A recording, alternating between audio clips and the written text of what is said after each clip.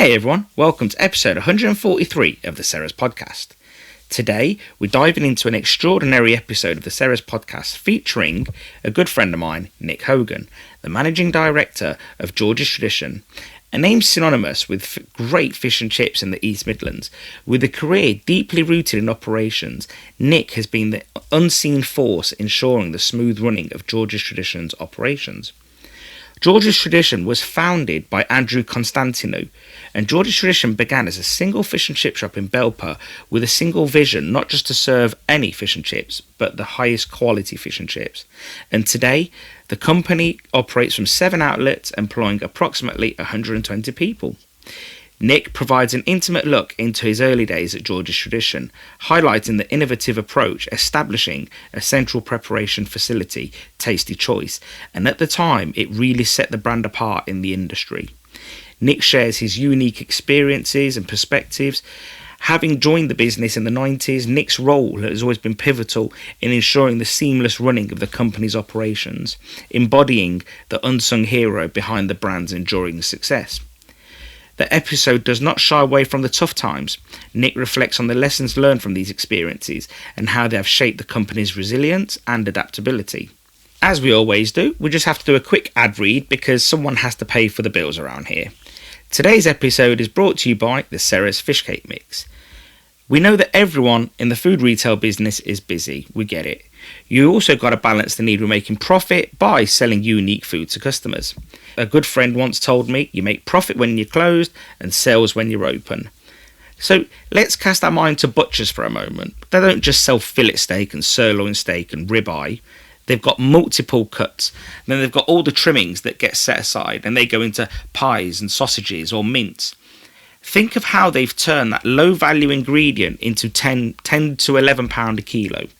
The Ceres Fish Cake Mix is the solution to increasing your profits on your premium product of fish. Why give customers more because you've got no use for the trimmings and ruin all your gross profits? With the Ceres Fish Cake Mix, you can trim your fish to the desired perfect weight and size.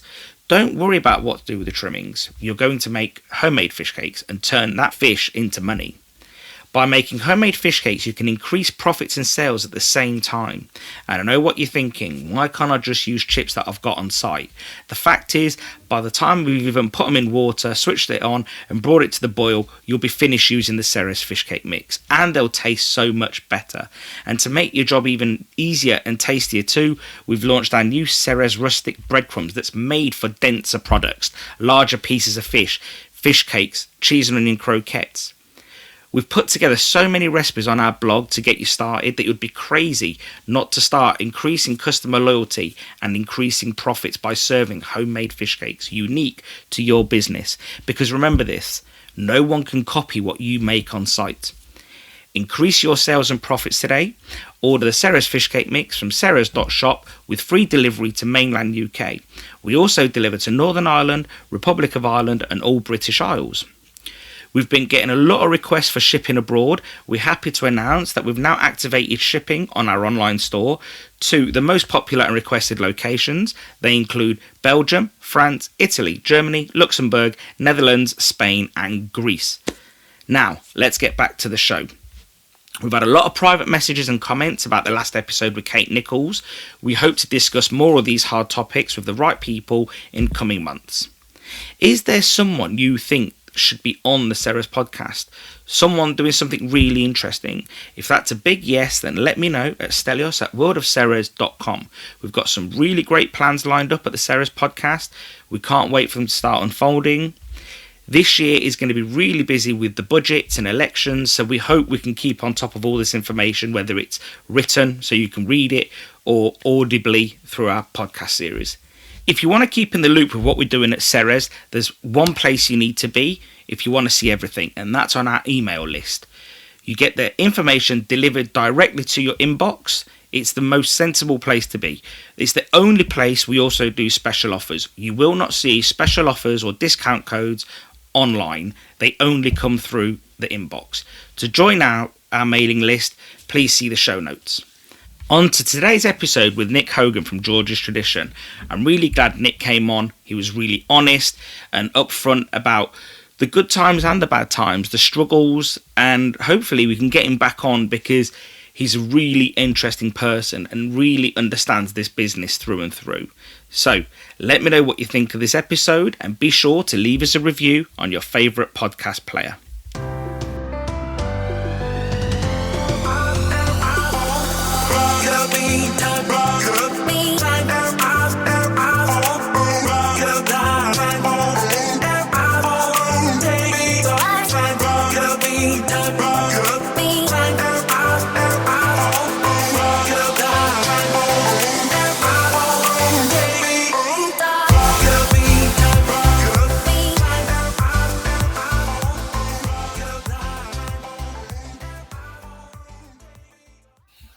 Nick, welcome to the podcast, mate.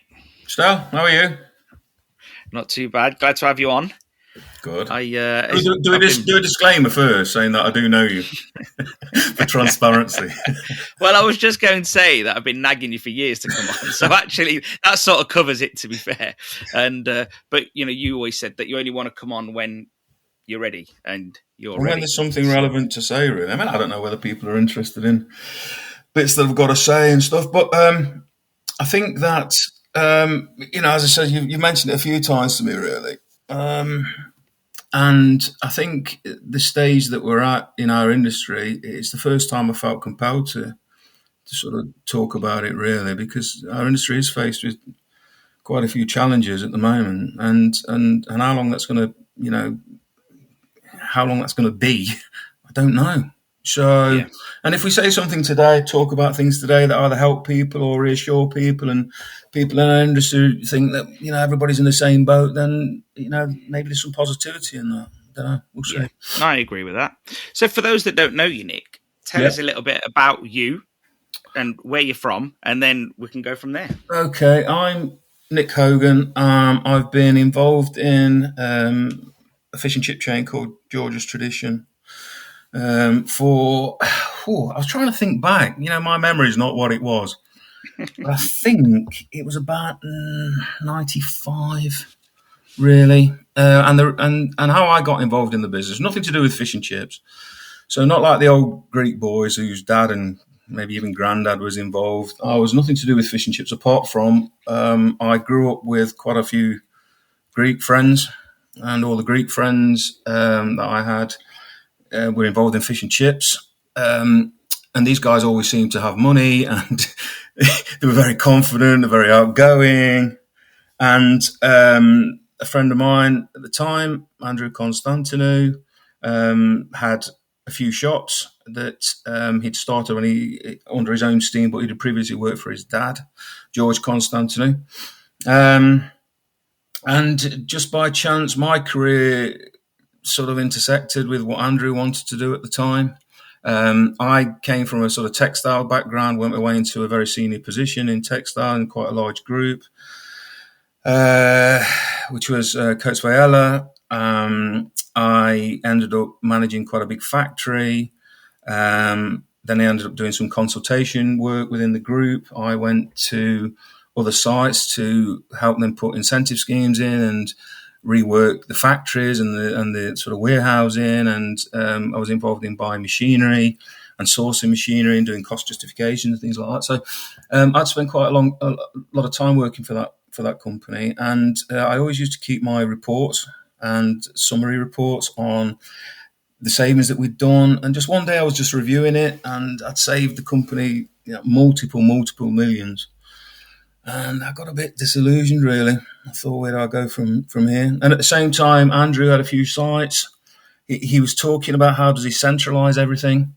How does he centralise production? Which was a bit visionary at the time, to be fair to him. He even though he probably didn't know how to do it, he knew that it was needed. Spoke to me about it, and I says, I'll take a week off, come and do like an overview, see what it's worth, see what you can do. Got really excited about it. I went back to Andrew and said, look, I think maybe we could do something together. And he said, do you want to come and run it? I says, no, but I'll be a shareholder in it, which ultimately became Tasty Choice, which is our central production.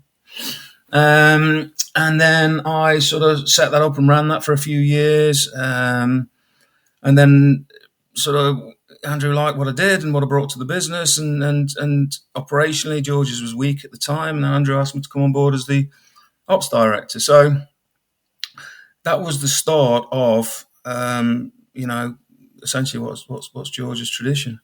He spoke to me before about we were one of the first people to do central production, and I think we were. We're certainly one of the first people to do it on the scale that we've done it at. How many sites? I can't remember, though. I mean, I think Andrew had about 4 sites at the time. Yeah. And back in the day, just for those that aren't in their 40s plus, fish and chips then were purely owner operator. Everyone operated under their own, just their own controls. That what they wanted as an idealistic product. There was no consistency. It was your open till after the pubs had closed. It was at that time when everyone sort of even brought their own plates and had fish and chips, and so it was a bit forward thinking what we were doing. There was still plenty of money around in fish and chips. There wasn't a lot of competition. Probably know better than anyone, Star, with your background, but there wasn't the same competition that we've got now. I think the cost price for running that business was a lot cheaper than it is now. But it still needed, if it was going to expand, it still needed structuring, it still needed organisation, it still needed, training, it still needed sort of standards on quality, it still needed supply chain. It's all the stuff that bigger businesses have. We put it in even when we had Andrew had a few shops. So yeah, that was the start of the journey. Really. You come on board, you start with building Tasty Choice, and I think one of the differences I've noticed that you guys have done with Tasty Choice and you now is that it was a fully costed operation. Like, how much that place cost you. It doesn't, the figures don't get lost within the group. You know exactly what that business, because you treat it like another spoke, essentially. It's a hub and spoke business, and that supplies all the shops, and you know exactly what that hub is costing you, what the staff are costing you there. It's his own cost centre. So, it has to break even over the year. And because we're a seasonal business, certainly in supply we are. It's not strictly true, but sort of a seasonal business. Everyone gets busy back end of the year, don't they? And they're quieter in summer. Well, if you're not on the coast. Well, I guess it all depends what regions you're in. You're in, yeah. So, but we try and work it that it's what Tasty Choice originally did was it was the focus of quality testing of goods in. It was a one-stop shop for supply, so we could buy things by the pallet and offload it in the forklifts and put it straight into our fridges and freezers and things. It was the potato production line, which we do on a daily basis. So to give you an idea about the potatoes that we buy, we're involved in the growing, and we actually employ an agronomist that works part-time for us, and they're based in Shropshire. So their job is to, even during planting, sort of monitor that process, to give us feedback continually, work in partnership with an agent. So the potatoes are grown with a key dry matter, sugar content, all that kind of stuff. They go into their store, they monitor during the store, we do quality checks from the store. We've got a good relationship with the farmers there. We've been to see the farm. We have a discussion every year about prices and things like that, and what we can do better and what they can do better. Potatoes go into Tasty Choice. We get a quality check sheet that's got all the parameters there. They've got to hit. Comes into us. We put it in our store, in our temperature controlled store, and then we peel on a daily basis, and we do a fry test, and we do a quality check. So and that's just on potatoes, and that took some time to set up. But that was to go back to the point you was making. So that's some investment ahead of that we needed to do. I think one of the things you mentioned to me before is central production. What does it give you, and how critical it is, and it is critical. But if I was setting up a group of businesses today, let's say I was mad enough to and had the money to set up another group of businesses today, fish and chip shops, would I do central production to start with? It's a bit yin yang now. There's a lot of cost up front, and you've got to get to a saturation point for it to be justified. So the only thing you've got really is knowing that you've got a quality consistency and you've got control. But what is that worth, particularly in the early days? What is that worth? And to us now, we couldn't function without Tasty Chews. But go back in time, we were ahead of the game, putting a lot of money into Tasty Chews. So I don't know. It's a tough call. I guess back then the threshold was 4 shops. Today it might be, well, actually it's got to be 6 or 7, or a lot of other factors have to come to play. Yeah. Especially now that there are companies that do pre-prep chips. You could probably jump off the back of that in the meantime, let's say. Whereas then that wasn't really a thing. I think in the 90s, someone said we've got a central prep delivery doing chips, like, you're pretty off your head, really, because it was a very, very new concept back then. Well, we were there at the early days, and so one of the ways that we sort of could justify Tasty Choice was that we did some potato prep for merchants. So merchants that, I think Edinburgh was probably the number one at the time, Birmingham. They'd had a foothold in everything, but with all due respect to the guys there, the product that they were producing is not the product we wanted. So their product, even now, it's made to be robust and it's made to get a shelf life. I don't know what that shelf life is, but it's I'd guess 5 to 7 days, maybe something like that. Maybe it's changed, but that's not us. We deliver every day. Our product is a more natural tasting product. We don't bombard it with preservatives. It's incredibly natural. And we want a certain flavour and a certain taste from that. And everything that you do to a potato affects that. The amount of sort of vacuum you pull and the dry white that you add, or the equivalent of dry white, how dry the potatoes are when they go in. And that's excluding what type of potato they are and what dry matter they've got. Or, there's such a complicated thing for a simple thing. So we didn't want that. But what we did is we started doing some prep for some merchants, so that were getting ousted by Edinburgh and other people, but predominantly Edinburgh, and they wanted to offer something to sort of compete. But again, the merchants wanted a product that was not our product. They wanted a product that lasts for 7 days, is bomb-proof. You eat it, it tastes of chemical, and you pay money to taste your choice, don't you? With food, what you want idealistically is what you want. It wasn't for the mass market. But yeah, it was the early days, and lots of people made huge mistakes on that. MBN companies like that tried it, and they just failed. But we got what we wanted out of it. And that's why we don't supply to anybody now, and we haven't done for a long, long time, because that product is unique to us and it's not an easy sell to people. I guess the only person that's worth selling it to is the person that wants exactly that. Like you say, they're far and few between. So it takes more management, though, still. What you find is if you're going to buy a product off somebody, food stuff, you want it to be user-friendly, don't you? You don't want it to be a more complicated process than what you've currently got. Yeah. For me, you got someone peeling potatoes, you've got a loss in yield, you don't know what you're buying, you get it from a merchant. Your potato lad, whoever you're using, is off for the day, or they go on holiday, or it's how much do you prep? Is he doing, a ton today? Is he doing half a ton? You might get that wrong. So, but you've got that against the fact that our product, the product we were selling, was more expensive, and you had to be taking it in every 24, 48 hours. So you're peeling on site, bagging, and then chipping at the local level, at the retail level. Yeah. What was the thought process behind that? Why you wouldn't do that if you didn't test it? Yeah, because we want it to be as a natural tasting product as possible, and for us, the surface area of a chip has had a direct correlation to the end product through the rest of the process. It's not just one process, and then our operation. Our operation is everything is meticulous, and every stage is done meticulously. So we found, to give us the product that we want, it was and still is the best process.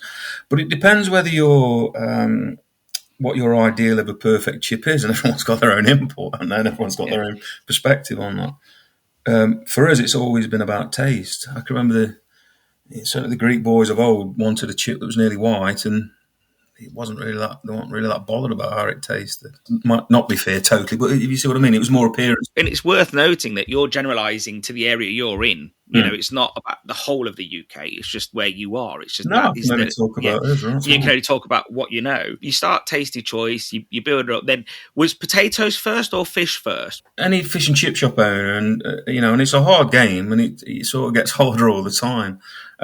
Knows the problems of securing and buying a good quality potato for a good quality chip, and we saw, stupidly enough, we were in fish and chips, but we saw fish and chips being the key to what we do, and particularly potatoes. So we would have sort of contracts with suppliers, and we'd want to know the technical details of the potatoes, and we wanted to know the makeup of the potatoes and where they're from, what type of soil they're from, and because we were doing our own tests on site, and we identified what potato works perfectly for us, but we couldn't get that from merchants. Merchants, I don't know whether it's changed. I've not used merchants for donkey's years, but they were possibly being sold a product by the farmers. The farmers, didn't know what it was. They certainly didn't know anything about, as I say, the dry matter, sugar content, things like that. So you opened the bag and it was like, lucky bag, we don't know what we got today. And on top of that, if someone received a delivery of potatoes and they were no good, and you say, look, you need to take these out, it might be a Friday. You might have to have them till Monday. So we saw that as a massive weakness in our business and something that we needed to fix. So Tasty Choice was built on being able to buy ahead in volume, being able to test the potatoes, being able to set up a proper monitored supply chain, and peeling them on site and then distributing them. So that's our Tasty Choice. That we needed to fix that. The fish sort of piggybacked onto that, really. The fish and what type of fish and even what vessels produce the right fish for our process was an easier fix than the potatoes, to be honest with you. It probably took us about 2 or 3 years to get the potatoes right, whereas fish was, sort of pretty quickly. My first project, actually, when I was looking at central production, was fish, because at the time, Andrew was using FAS blocks, but they were just letting them defrost, so they was totally defrosted, and then he was marrying everything up because they didn't have a set template, and there was no calculation on sort of large fish out of a block and the consistency of that and how much moisture you lose. So the first thing I got excited about really was looking at fish, but that was an easier fix really than the potatoes, and then everything sort of bolted into that. We got a big site, and we could bulk buy and we could buy ahead, and we could take pallet drops and then bulker drops. And over the years, though, you must have considered, how vertical do you go? You've obviously invested quite a lot into the agronomy side, the growing. Has that ever left you stranded on a bad year thinking, oh my God, these potatoes are terrible. What do we do here? We have to take them. We've got a contract. So how far do you go? We've got a good relationship with the farms and the agent, and we've always played the long game, really. So there's years, for instance, where we fixed the price, and then potatoes have sort of dropped in price, and we've still honoured the contract. And there's been years when we've fixed the price and we've been 20 or 30 quid a tonne out. So the agent and the farm then feels that they're doing it under duress, kind of thing. But we've always had the philosophy that everyone's got to be a winner. It sounds a bit magnanimous, and I don't really mean it that. It's a business decision. Everybody involved in that has to make money. And you can't get through a year and go, great, we shafted the farmer and we've made another 20 grand, 30, 40 grand profit this year. We've never done that. We've done that on the fish as well. So, we look at it as a sort of collective, and the people that we deal with on buying potatoes and buying fish know that. So when things are difficult, and things are more difficult at certain times than others, you've got to know people are saying things for the right reasons. You've got to have an honesty between you. And if there is a problem, then there are things we can do between us on their side and our side to sort of mitigate that, really. But we're never in a situation, so we're talking about, thousands of tons. So, if we've got a block of 100 ton and it's not very good for what it's headland stuff, for instance, or maybe it was too far away from, being irrigated properly. Now we can find that out before it's in production. We find that out as they lift it. So I can honestly say we've not been in that situation. So there's things that we've done at farm, and there's things that we've done to sort of compensate for that. Really, I think we're very consistent on potatoes. Because for me, if you go in at 11 o'clock, 11:30 in the morning, or you go in at sort of 9 o'clock at night, whether it's a Tuesday or a Wednesday or a Friday or Sunday or whenever, it's got to be the same, hasn't it? With you guys at George's Tradition being, from what I remember, in our areas, and I say our areas as in the Midlands, you was probably the most prominent brand ahead of many others. You've built a brand, you've built a consistency. Customers start to expect a product, a certain product that looks familiar to a George's Tradition. So what was it like in the early days, especially when you're in sort of, I would imagine, some areas where there's some heavy portioning going on, and you guys having a very sort of, I wouldn't say a small portion, but a regular portion, consistent portion, smaller than a lot of your competitors. Again, to be fair to the principles that Andrew started the business on, they were never the £2 weight portion of chips. It was always a focus, which was quite easy really to come into, because it's not like fighting people. Yeah, it was always a quality focused business, and what you build and what it is what you are, isn't it? So we've always done that. We don't cut corners on anything. Everything's either made for us, bespoke, or in some way it's unique to us. I mean, everything. I could buy sausages cheaper tomorrow, but it's our recipe, so it works for us. But I pay a premium for that, and the batter it does a job for as we want it to be. So and we probably pay a premium for that. So I think, I mean, one of the things that I sort of put down when I was just thinking about the potential questions that you could ask, made me think really about fish and chips in general. And fish and chips in general it's probably unfair to say fish and chips, because how many permutations have you got of operators? How many permutations of portion size, of quality, of batter they use, of potatoes they use, of the oil they use, how long they cook, start time, temperatures, and all this kind of stuff. Fish and chips is such a loose thing, isn't it? So everybody in our industry picks a vehicle that they think is right, and that's what they go with. Ours was always quality focused, and it still is to this day. It's quality focused. Very, very rarely do we get people that moan about the portion size.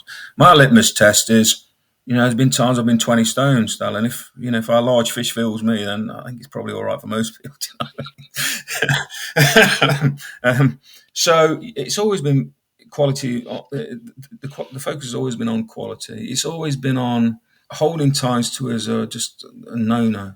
People stack the cabinets up. It's just not where we are. It's as fresh as possible.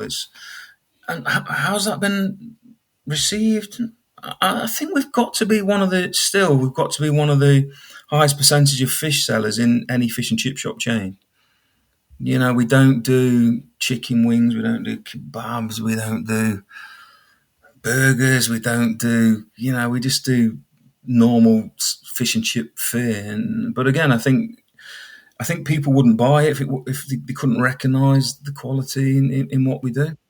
But you're happy to dabble in new foods and test them on the menu. Oh, we're trying, aren't we now? You're going on to the kebabs, aren't you? Well, you did mention it. But we'll get to that later. But I think one thing growing up, so like I'm not massively young, I'm 40 soon. So growing up, but growing up, I remember like in the Cypriot circles, like you'd hear about Andrew Constantinou as like a visionary. And I do think there was an element of that when I first met him. Like he's sort of like the way he thinks. I remember like spending some time with him, and he's one of these creative minds that will come up with the ideas. And I think there's a few different types of people, but I often find that rarely do creative types actually get the work done to some degree. Like I'm a bit like this. Like I'll think, no, that's not me knocking anybody. It's like I'm a bit like this. That I'll come up with an idea, but it's easier for me to pass it on to someone else who can go actually make it happen. Yeah. And I think you need different people. And in my experience of then when I started to know the business a bit more, Andrew said to me, you can do work for us, but you're not going to deal with me, you're going to deal with Nick. And I sort of saw this as like the mafia boss and his henchman. So sort of like you're the henchman, obviously. But I do remember like the level of detail that you, especially dealing with you, because I never dealt with Andrew after that. I barely saw him after that. But dealing with you, the level of detail in any project was obsessive. I think certainly in the early days that was the strength, because Andrew is a visionary. I mean, some hit and some don't, but you've got to have idea generation. And I'm all right with that. I'm all right being challenged and curveballs, and then let's see if that can work. And I think it keeps you and sometimes ahead of the game. I'm an ops guy, so for me it's about facts and details and patterns and statistics and all that boring stuff, really. But it just keeps you on track. So certainly on the early days, and even before I was involved in the business, Andrew was the first. I think I'm right in saying this. Andrew was the first fish and chip shop owner to sort of do meal deals and box it up together. I don't think that was a thing then. So, I mean, where it led to, and with the expansion of GTL into GK and stuff, that it became more. We had to be more and more disciplined on stuff like that. Particularly when we had investors involved and things like that. But it doesn't change history. History that Andrew certainly at that time was, tried to push the envelope on things, and and it sort of did give us an advantage, and then on the back of that, improving the product all the time, the consistency, and that worked well. And we had some absolute boom times then. We're so far ahead of, I think, of everybody else, though. Maybe that's a little bit arrogant, but that's what I remember. We were so far ahead that what we did, though, is sort of took the foot off the gas with pushing on with the group, the fish and chip, takeaway group, and we probably took maybe too long or right off the ball with sort of GK. But again, maybe that was the right decision at the time. Not much has changed. Not much has changed in the fish and chip takeaway process now to as it was then. We've got a bit more technology in there. We're information's a bit quicker and stuff, but all the principles that we operated on in terms of quality and trying to give value to the customer, and it not being about portion size, etc., is still in place today. It's our mantra. It's the blood that runs through it. So you mentioned GK. Let's elaborate on that a little bit so people know what that is. That's George's Kitchen. First one started in Nottingham. What year was that? I think it's 2015. Tell us about what happened. What GK is, for those loads of people that don't know. GK was our city centre concept. We'd got to a point where you're sort of under pressure price point with our dine-in as it was at the time, which are sort of cafes, what you imagine a fish and chip takeaway / restaurant would be. We'd hit a point where we thought, hold on a minute, our costs are going up, but we can't charge more than X for fish and chips. We decided to have a look at a coastal business or a coastal chain and or a city centre.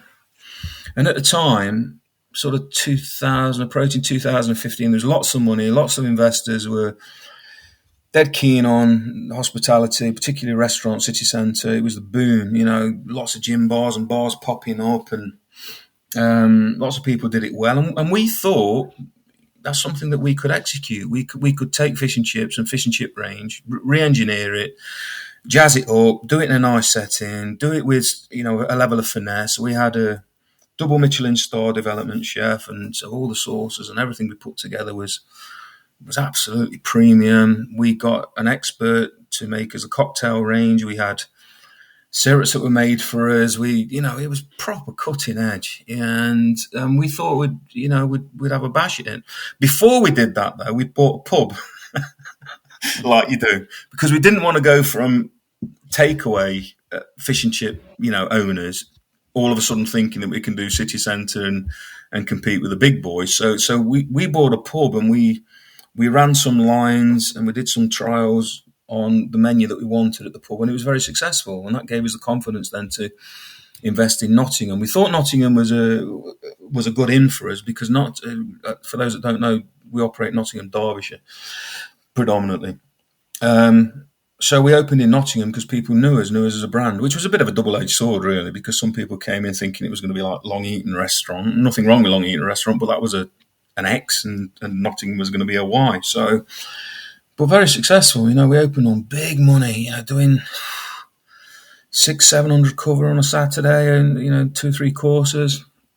Very busy place, and lots of people got excited about it. Lots of people were trying to chuck money at us to expand it. Our plan was always to try and build it to sell it.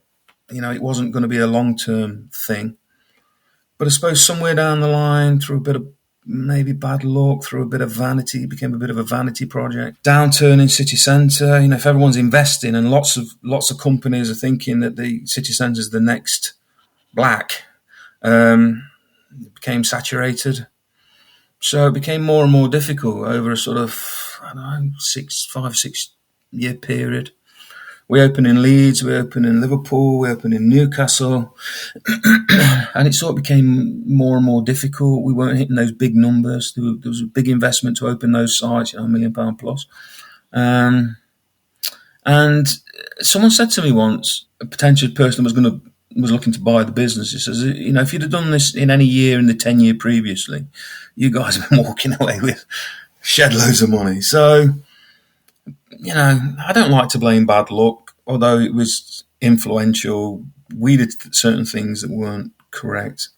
We spent a lot of money on each site, which raised the break-even point, and then there was a bit of a downturn in city centre. So, but you know what? It was great while we did it.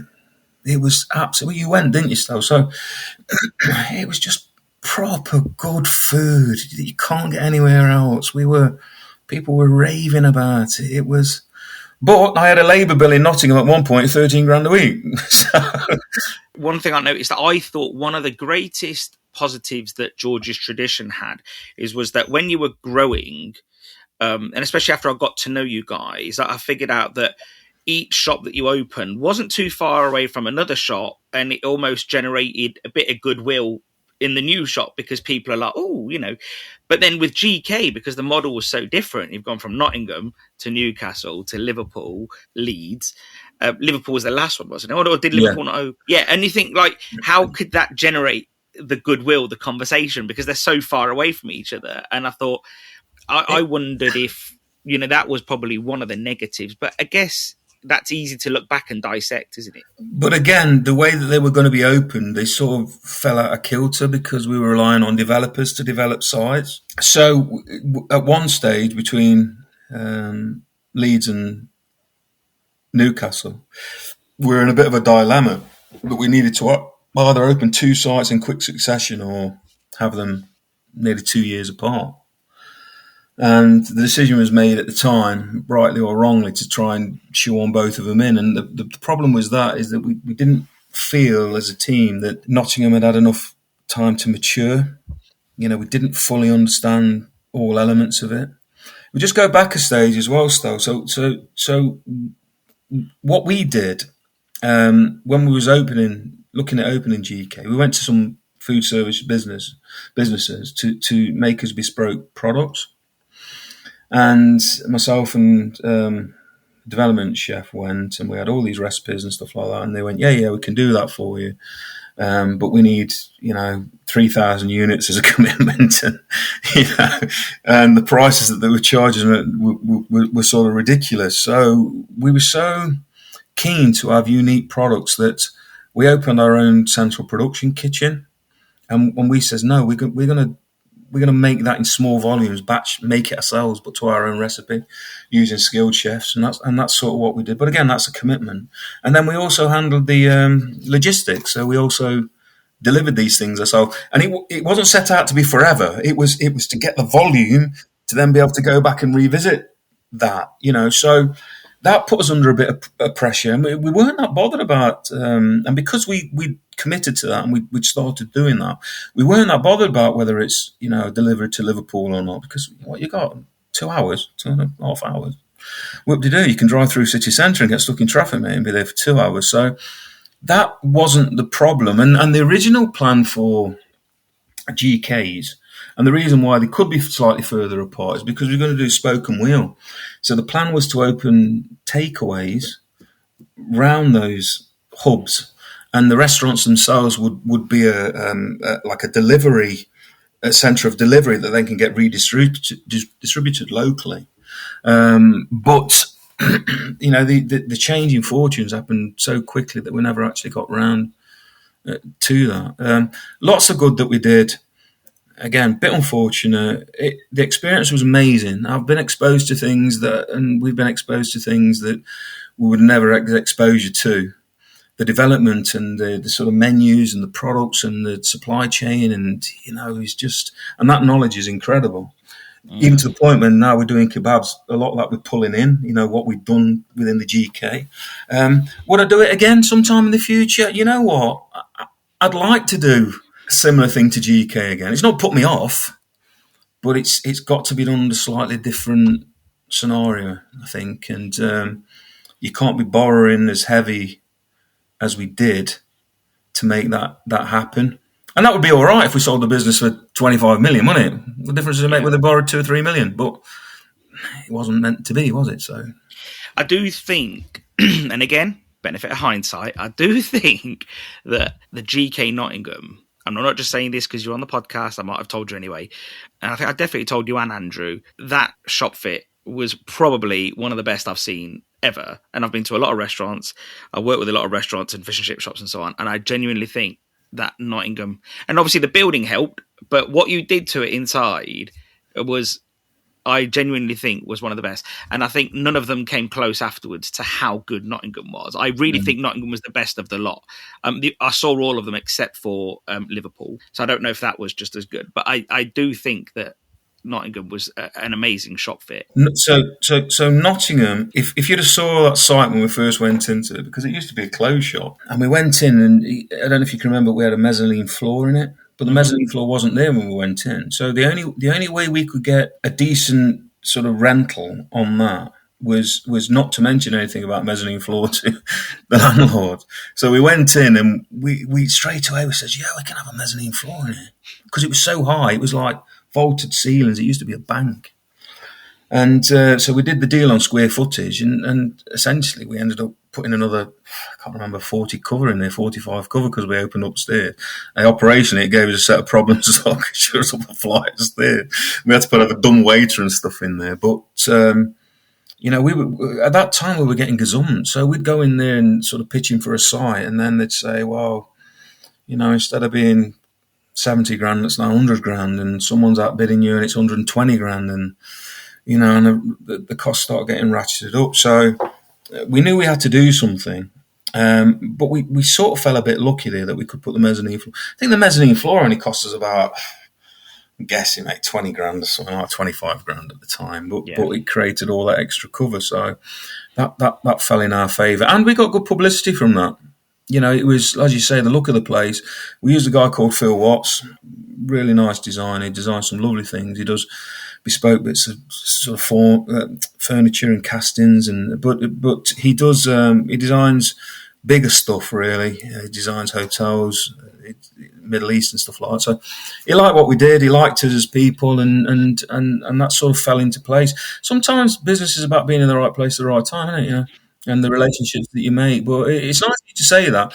I thought Liverpool was the nicest side what we hadn't seen, and that's that was it was amazing looking building right in the centre of Liverpool. That was amazing. But Nottingham I have the most fondest memories. GK did really allow you to be really creative, where you probably can't be overly creative with anything called fish and chips. I don't remember, Andrew said to me, and he's probably said it to many people once, he said to me, the worst thing about fish and chips is the fact that it's called fish and chips. Because he goes, it almost puts a ceiling price over everything. All of a sudden, everyone's got these expectations of what fish and chips is, whereas GK allowed you, yes, you had a frying range, but that was just, you had lots of other equipment. But that was, fish and chips was part of the menu, and there was a few different variations of fish and chips, but it allowed you to be more creative, I guess. And I do wonder, was the motivation for GK to some degree that, yes, there was price sensitivities, but had you all creatively got a bit bored, let's say? No, I don't think it's creatively that we got a bit bored. Are you saying within GK or when we was? I mean, the inception of GK, just before. So let's say a year before GK was ever thought of. Let's rewind to that point. The GTs were just probably knocking out. Could open one. You knew it was going to take good money. Rarely did you have a problem. You know, it was almost like turnkey. You knew exactly what you were doing. So was that quite boring in a way? Of course, maybe there's a bit of that in it.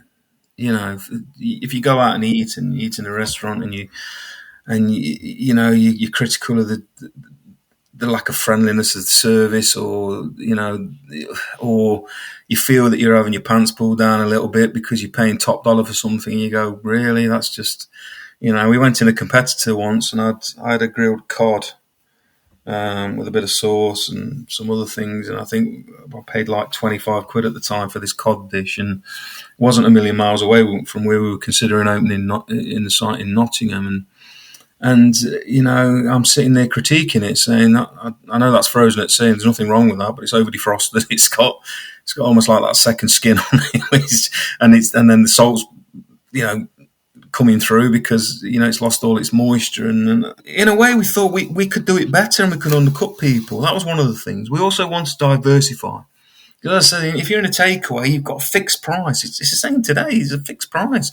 People will go and spend 17 to 22 quid a kilo on the cod from supermarkets, for instance, and it's a poorer fish than they want to pay for their fish and chips, which is cooked and given to them for less than a tenner with chips and a side. So there's a perception about fish and chips which is changing, and it is changing already, which is that it's for the masses, and unfortunately, not just us, but the whole industry has been under pressure, and it's becoming more artisan, isn't it? It's the price points. It can't achieve that price point. It's just impossible. It's not owners are getting greedy. It's just the prices and the costs of running those businesses have gone up just to ridiculous levels over the last couple of years. But yeah, so at the time, GK was a little bit about wants to diversify. We thought we could do that well. We thought we could, sell a very similar product, and instead of getting 8 quid for it, we can charge 12 quid or 14 quid.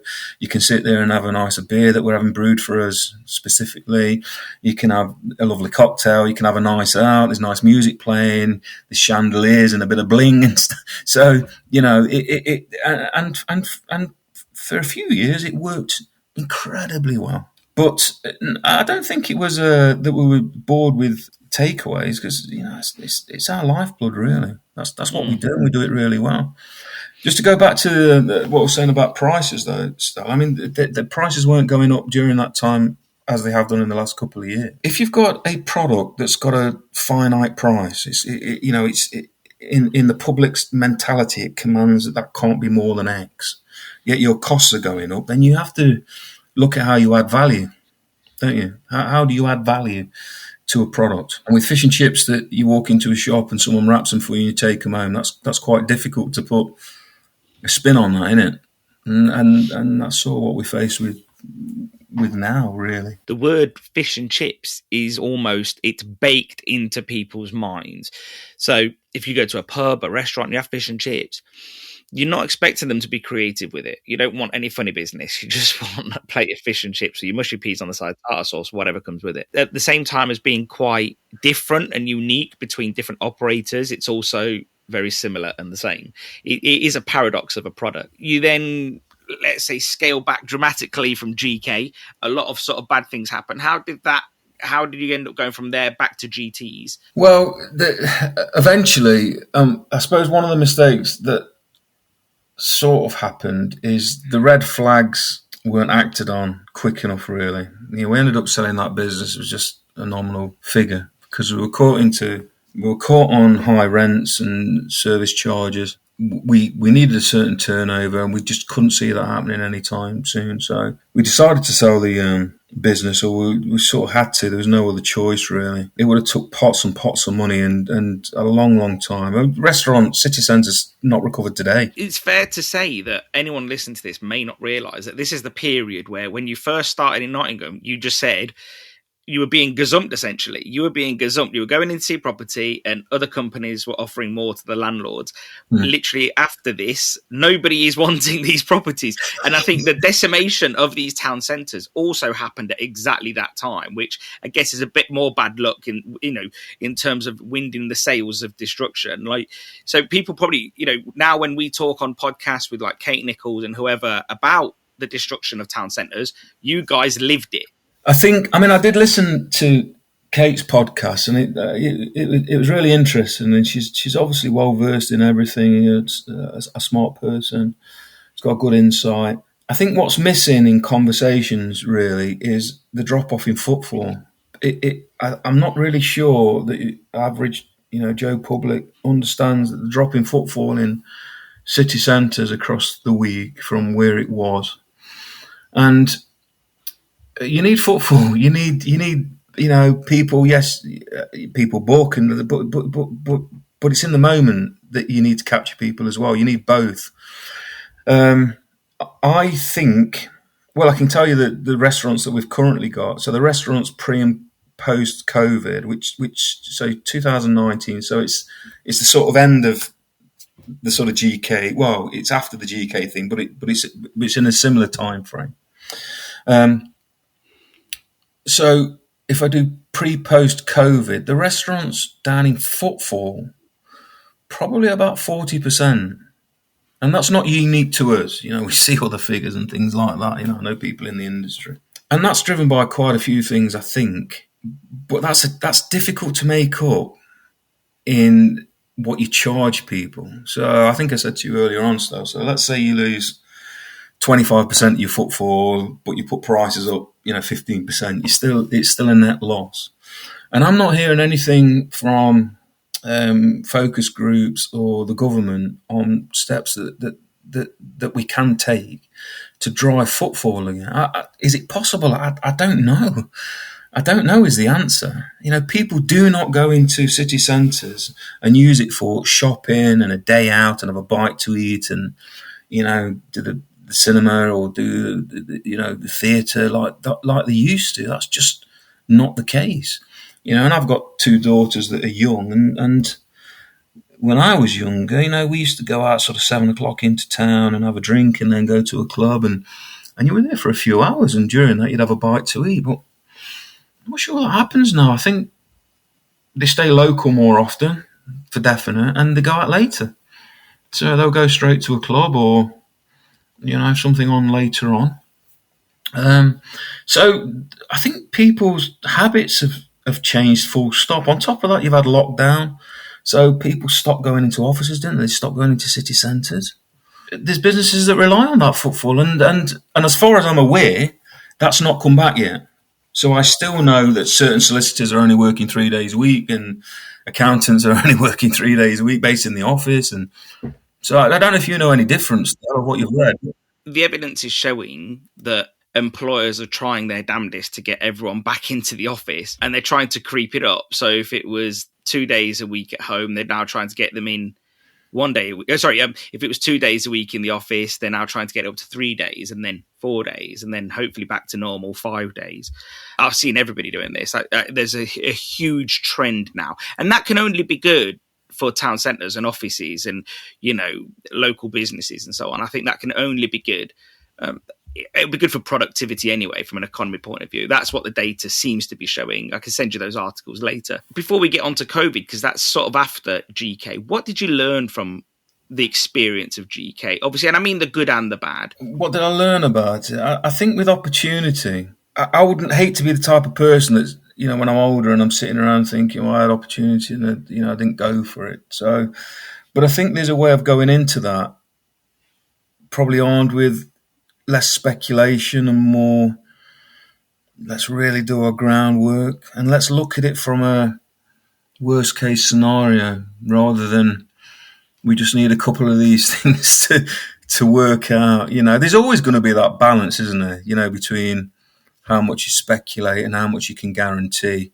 I mean, people that go into Dragon's Den and people that get backed by the Dragons are, if everyone was 100% certainty, what a boring program that would be. So I think you've got to expect I think we should have expected or planned for more drastic downturn than we thought possible at the time.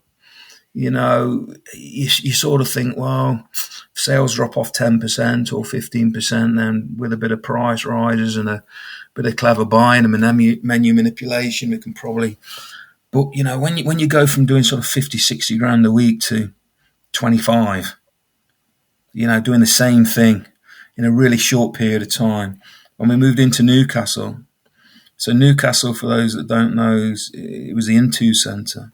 And the guys that ran, who subsequently went into administration, by the way, the group, but they saw dragging restaurants to their shopping centres as being their next big thing.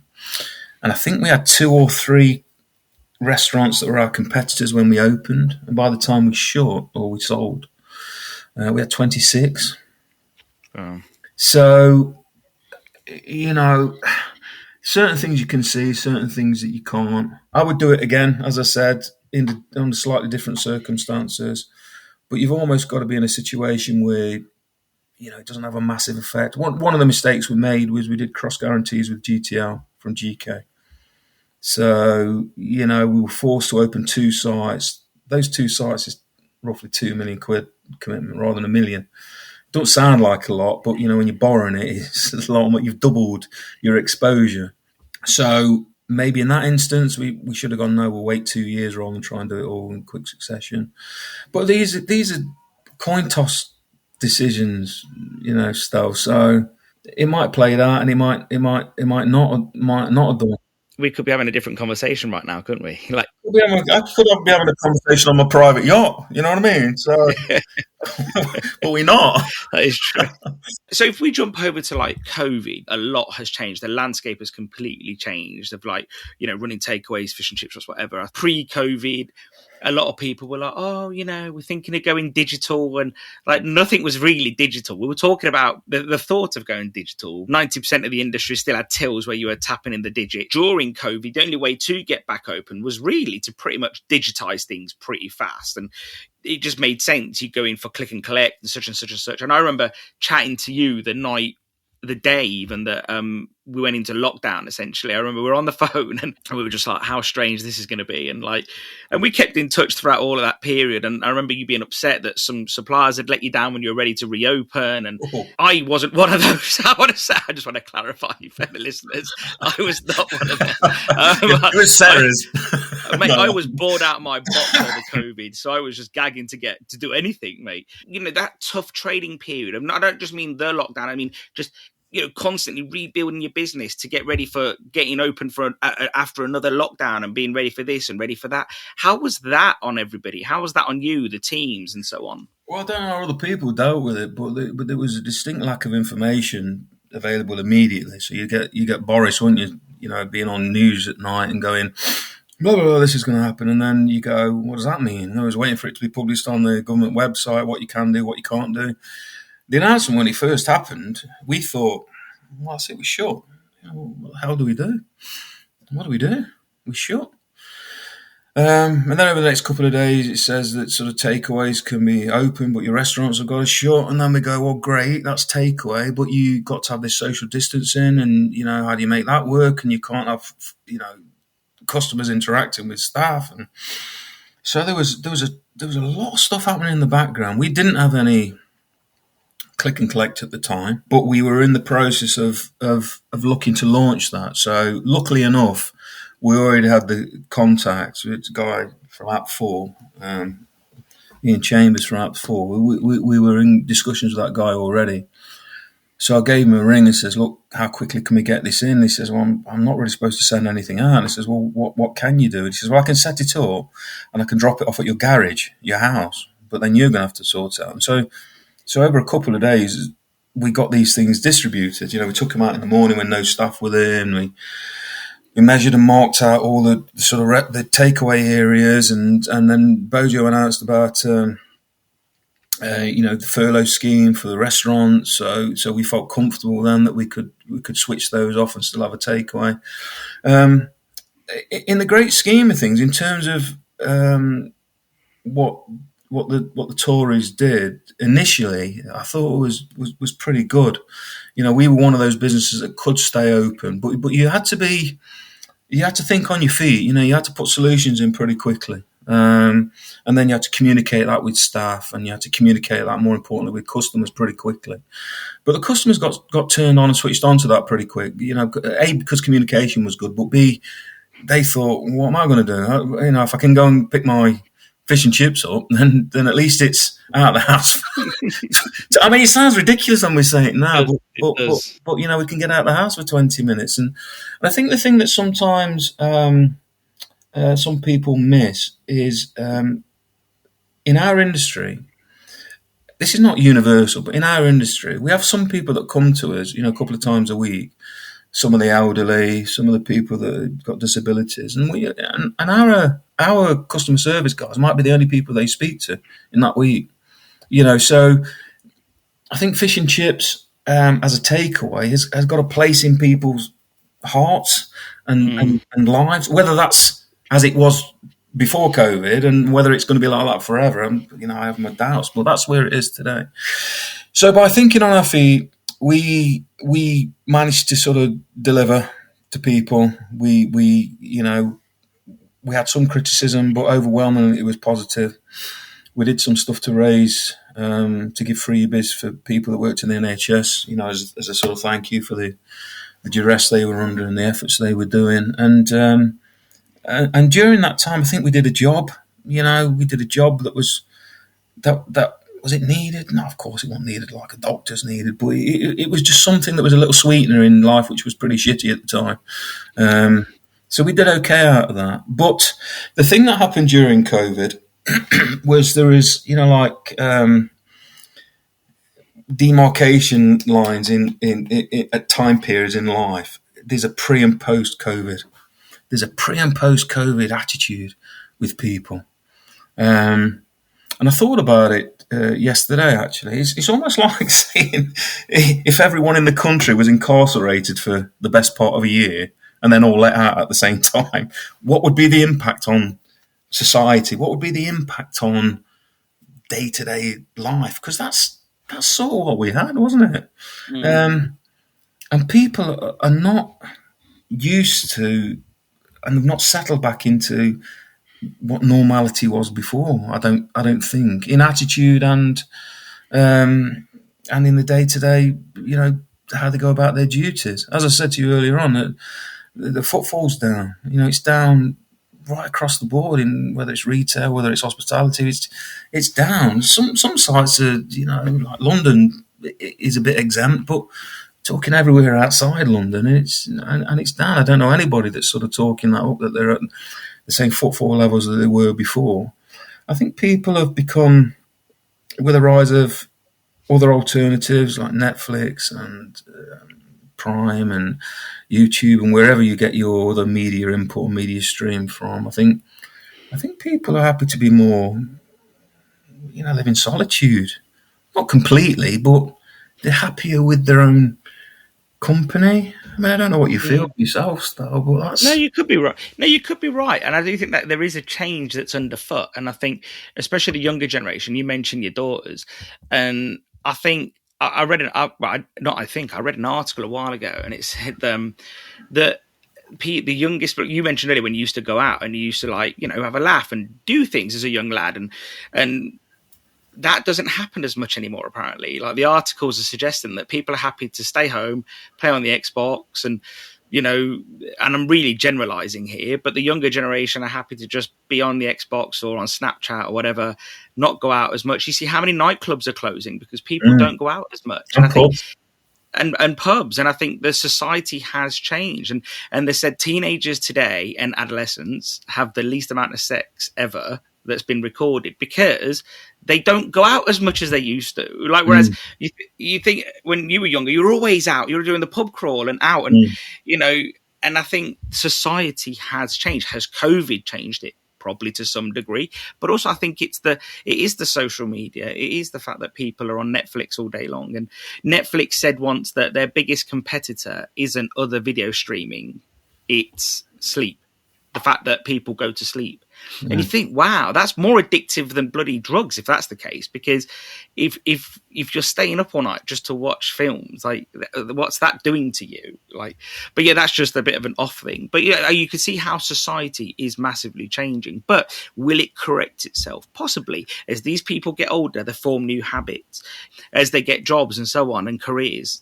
So I always think that the fish and chips target audience, it just regenerates. I think that, people start to appreciate it again. If I'm being optimistic, I think some people think that, it's not going to regenerate, but I think it will. I think everyone loves fish and chips. I think things go in cycle, for definite. But I don't know how long the cycle is. I mean, social media and its influence, for instance, has been questioned in the States about whether or not they're going to allow, is it those under 15? They're going to ban them from being on social media, or they're going to block it.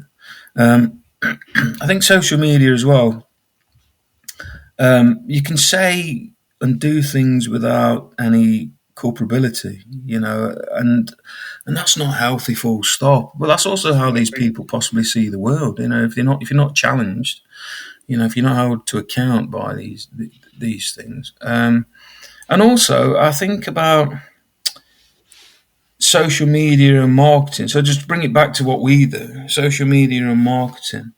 If you go back a few years ago, it was the big buzzword, wasn't it, about using social media to drive your business. But the reality is, if you run a takeaway, you can have relevance. You can have your brand, that people see.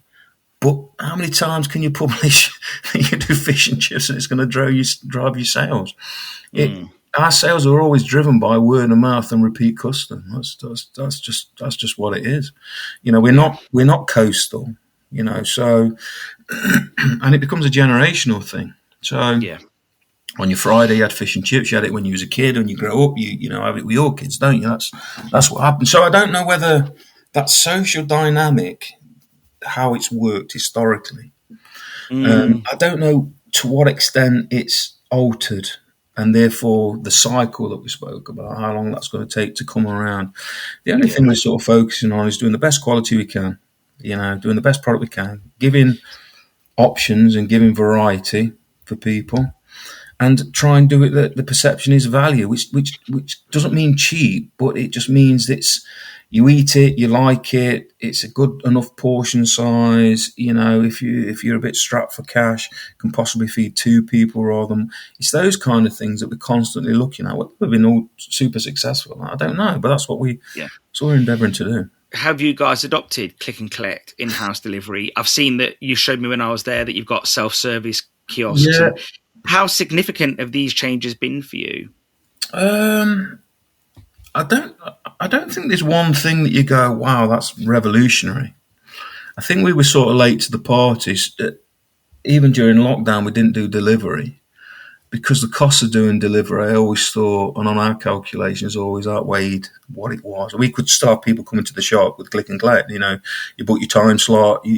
Spend was healthy. You came to the shop and la la la. So I know that one group of fish and chip chains had like 100 drivers waiting around on a Friday waiting to take products out. And I'm thinking, well, if they're not taking stuff out, that's quite expensive, isn't it? So we always shied away from that. I also didn't want to build a model that was based on being really successful for 2 month, 3 month period, and then we've got a commitment, and afterwards it all dies away. And I think most people, it's a bit geographically dictated by where you are. But I don't think anyone's doing the same bonkers figures on delivery that they once did. I mean, maybe I'm wrong on that, but it's not the data that I've seen. Certainly, if you take it across the whole of the industry, I don't think that's true. But over the last sort of year, we've done it. We've done click and collect. We've done all the delivery platforms. We've done self-serve kiosks. Because there's two reasons why we've done it. One is because it's about choice. How you choose to do what you do should be down to you as an individual, and where people are. And there's some people that can't come out, and some people that choose not to come out and some people that want to come out. So we want to make something for everybody. The self-service kiosks are there because I think certain people don't like even interacting when they walk into a shop. They don't want to have a conversation with, and we try and make it a fairly friendly exchange. It's not there as a hard sell or an upsell. It's there as a, how are you? Can I help you with anything? Some people shy away from that. So we've got the kiosks, which tend to be used by people 18 to 25, maybe, something like that. And they do get used. As I say, you've got click and collect, which is on your phone. You book a slot, pay for it, come pick it up. The jobs are good. The delivery platforms are interesting. In our experience, they aren't the same people that would normally come in your takeaway. So, and I know that statistically, the stuff that we've read and we've been provided the information by the delivery companies, it's the two are slightly separate. If you order via delivery, that's what you do. You don't sometimes come in and sometimes order online. The advantage that the delivery platform and click and collect have is that there's no bill shock, is there? You're looking at something and going, well, that's 25 quid. I'm happy to do that. Rather than coming to a shop, order what you order, then someone tell you it's 25 quid. So it has advantages, but nothing's revolutionary. It adds to. What aggregators do you guys work with? You're talking about like Just Eat, Deliveroo, or Uber Eats? Oh, all of them. Okay. We're just rolling out. Just Eat. We did Deliveroo and Uber Eats first, and because we're a group, it was problematic. The owner operators, it's dead straightforward, but because we're a group and we want the accounts and the invoices to hit, etc., it was made that a bit of a convoluted thing. But we've just gone on to Just Eat. And again, it depends what area you're in, still. It's all about coverage of drivers, isn't it?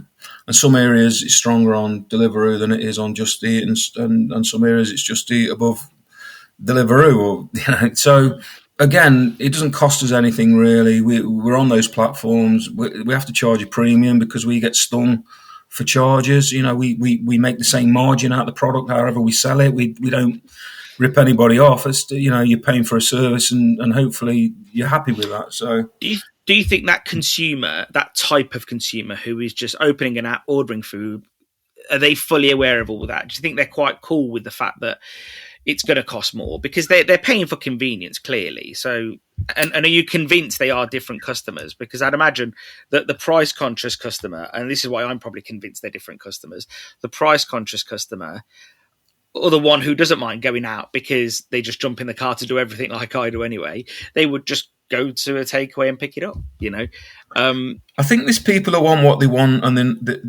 they're sort of not bothered about price. If you are bothered about price, you probably wouldn't use a delivery platform anyway. I mean, it's changed over the last few years for definite, but, everyone I speak to expects to pay more on delivery platforms. They're sat in the house, aren't they, so?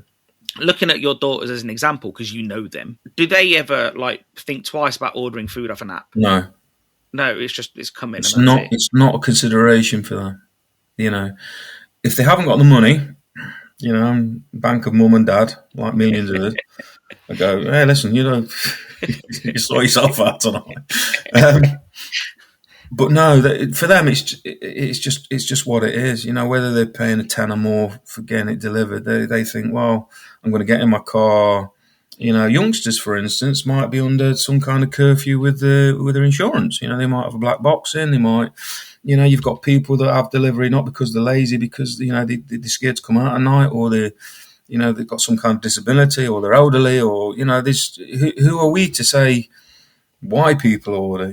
But the data and statistics that we've seen from more than one source and what we've seen ourselves, so far, they tend to be distinctly different, your takeaway customers from your delivery customers. And just to reiterate that point again, though, because I said there was two reasons why we did the delivery. The second one is that to get presence online, to be visible online, you cannot do that if you haven't got a delivery option. Because of the way the sort of metrics and Google in particular works. So if you don't have that, it's quite difficult to have any impact on your digital marketing. So that's the other reason that we sort of did it, just so we've got a presence. And one thing that is interesting about, again, the aggregators and the type of consumers that use it, I think they might be onto something to some degree. I think I've got a nephew who's just passed his driver's test, had a car a year. He'll drive anywhere. But if I tell him to order food in, he won't drive to pick it up. He's too lazy. He'll just like, no. But he'll drive anywhere. Like, he'll drive absolutely anywhere. But I think it has become, I'll just use my phone and it'll come. And I remember, have you ever heard of businessesforsale.com? No. So there's a website. This guy was like the original, the two brothers, they started a businessforsale.com, which is the original business selling website. And before, years ago when they first founded it, pre-digital, it was like Auto Trader, but then they went digital. And I know the owners, and he said to me, this was in the early days when Just Eat had just started, he goes, you know how good it is? And this is a professional business person. He goes, you know how good it is? He goes, I switch on the Xbox to play with my boys. I'm busy running this company. I don't really have a lot of time to spend with my boys. We'll order some food and it just gets delivered. And I remember thinking, he's not a lazy person, and he's made a value proposition. He would rather spend that hour or whatever it is not thinking about food while he plays a game with his kids. And I think, and that's someone who probably does have the benefit of lots of time. So anybody else that's time strapped is probably, going to use it. An interesting question, I thought, with your kiosks, your self-service kiosks, do you ever see more customizations or a bigger spend per use? Because I know McDonald's have seen that, and I just wondered if you'd seen that too. Yeah, for definite, I'd say with both click and collect, kiosk, and delivery, your spend on average is higher. Now with the delivery, obviously you've got more charges in there, so net to us. But I think it's more to do with they're buying for more than themselves. Mm-hmm. So I think spend's dictated by someone's going out or someone's picking it up. So is the family eating today rather than, they go, well, I was going to have a mini fish, now I'm having a large fish, or I was going to have a small peas, now I'm having a large peas with some pop. I think the people that use the delivery, click and collect and kiosk as well, for them it's a meal. It's not a snack thing. So it's almost like a planned, this is what we're eating for tea tonight. Mm-hmm. Whether that's 100% true or not, but that's sort of what we think's happening there. Why spend slightly higher? As I said to you as well, there's no bill shock on that. So if you went in any other site and say, I'll have those shoes, for instance, I'm going on a shoe shop, I'll have those shoes, and you don't know how much they are until you go to the till, then you're going to rein back your spending, aren't you?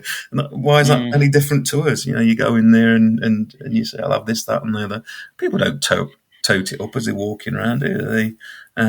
Although I have seen in supermarkets, no end of people use those handheld scanners, things, self-scan things. Is bill shock only something that middle-aged people go through?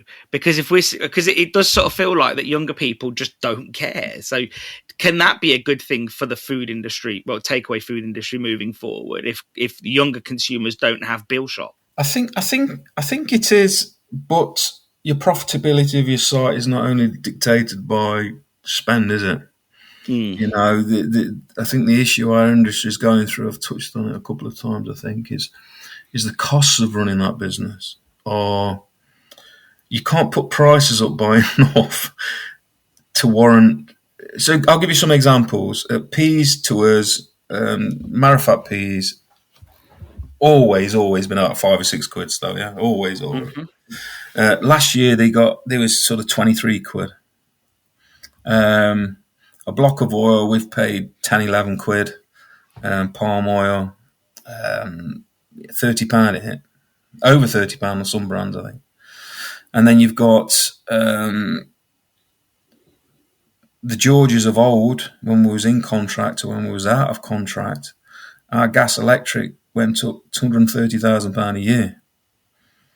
Now we've got, sort of, it's not just minimum wage, but then we've got minimum wage coming up, which is everyone that we employ, and we've got to keep that differential with the managers and stuff as well. So it's not just the people that are, I mean, all of our guys earn over minimum wage, you know, and they're all on set contracts, and we don't have any zero contract hours or anything like that. So we try and be right with everybody. And so if you contract with us for 25 hours, that's what you're going to get. You know what I mean? It's not 25 hours this week and 4 the next. That's just not what we do. We think you've got to look after the people. So, but all these things added up, you know, mean that even if you maintain revenue in line with last year, your profits are significantly down because your cost of running that business are not just by a couple of percent, by significant jumps, and it's over a really short period of time. And we're in a situation, I think, where they might not have bill shock, you know, the youngsters, but our industry is driven by the product that's available and liked by everybody, you know, unanimously. It's you know, it's not a age or a sex thing or you know, that's not what it is. It's fish and chips has been for the people, hasn't it? So, and we feel there's a limit on what you can charge. I think anyone that goes over that limit, you know, it's a massive risk. I think there's a massive risk, but we squeeze the other end because costs are going up. So you've got a finite amount that you can charge, but costs are going up. So how did you manage that GP to keep it as healthy as possible without then losing the volume coming through? And I guess the answer is both of those things were affected, but I'd like to know how you dealt with it. Yeah. It's lots of things and doing whatever you can. And this isn't just, you know, when people talk about inflation, when people bandy around inflation, it depends what sector you're in as well. It's disproportionate. Not all inflation, when they say inflation's 5% or 10% or whatever it was. Food inflation's been far higher. You know, food inflation, it depends what figures you read, but sort of, you know, maybe 15% or something like that. And it becomes a cumulative thing. So 15%, unless it's minus 15% on food next year, then you know you've got compounded sort of inflation upon inflation, haven't you? That's what happens. So, what did we do to maintain GP? Well, we had to push some of it on. We had to look at supply chain. We had to sort of do deals where we bought in bulk. We had to buy some of our boxes from overseas rather than UK. And we're quite big on trying to buy UK stuff. You know, it's something that whenever it's possible and it makes business sense, and that's what we'll do, even as a premium. We had to look at waste and what waste we've got and how we control waste. We had to look at rotas, you know, because let's say, you know, busier sites had 6 people on, we'd manage with 5.5, but we weren't saving a person an hour, we were saving fractions here and there, because I think our industry has been under duress for quite a long time. You know, anyone that's got anything about them has been looking at costs over the last sort of 3 years, really, 2 or 3 years. So how much fat's left in there for most people? I know. So talking to people in the industry, it seems like there are certain operators that would like to get out of fish and chips, you know, at the sort of lower take end, but they can't because the value of their asset has been diminished. So they're thinking, well, if I sell this business now, I'm not going to get enough to make it worth my while. And what you don't want to be in is in an industry and running a business where your heart's not really in it. That's not where you want to be. And I think that's the first time that I've heard that, Stel, in whatever it is, 26, 27 years of being in this industry, you know.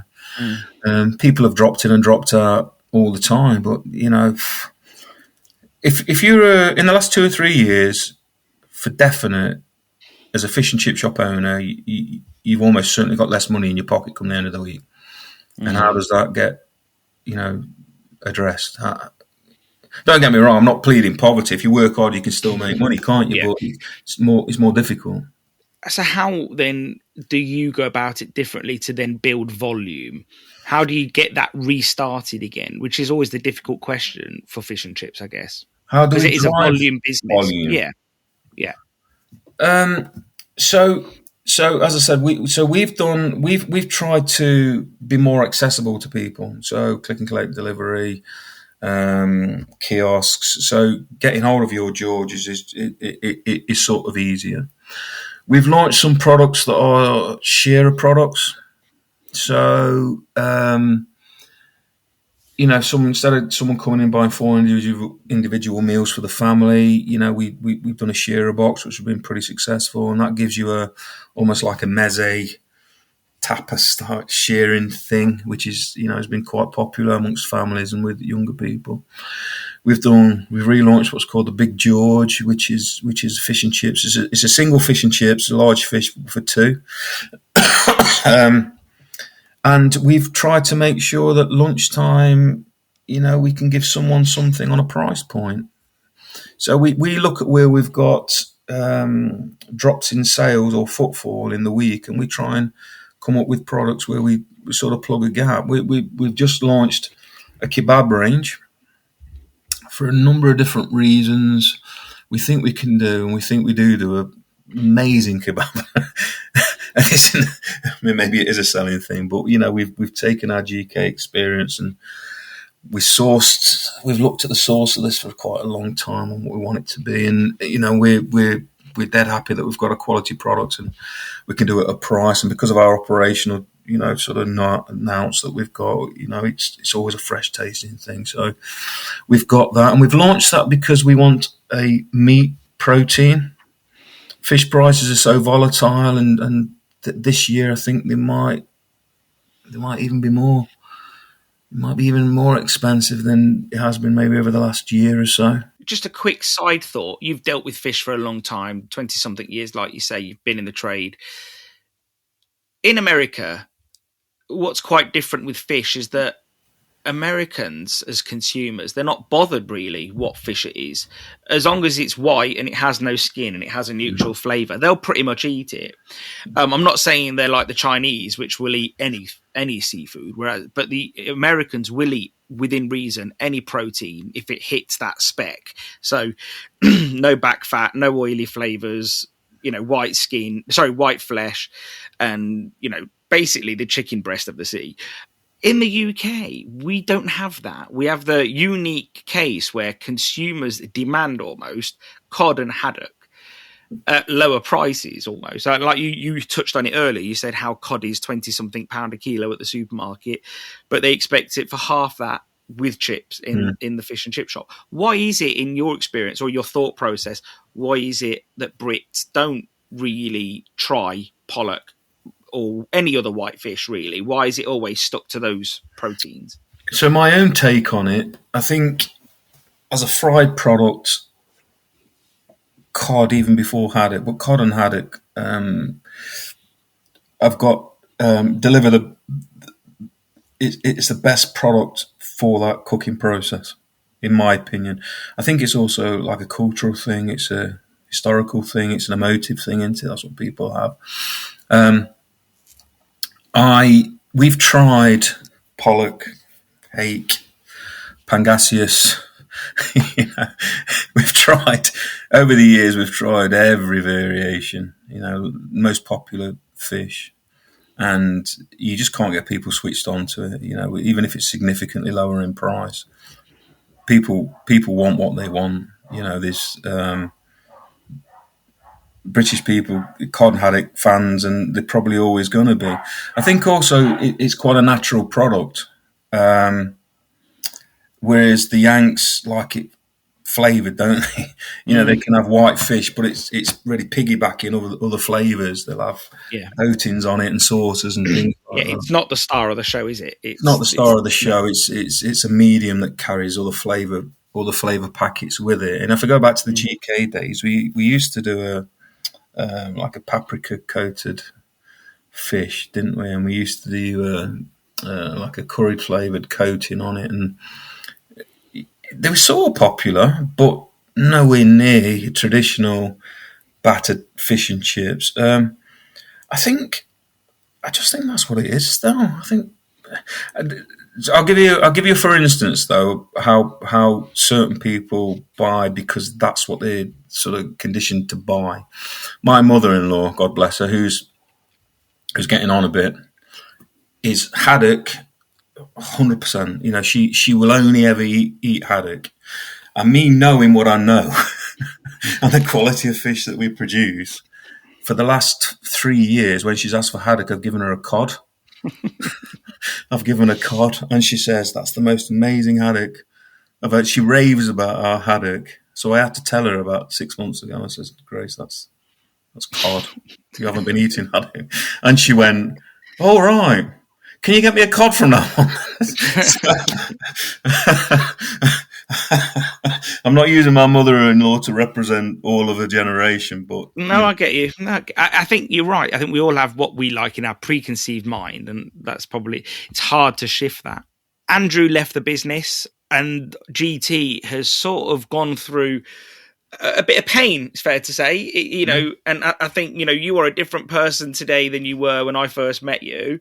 And I'm sure it's fair to say Andrew is, to be fair.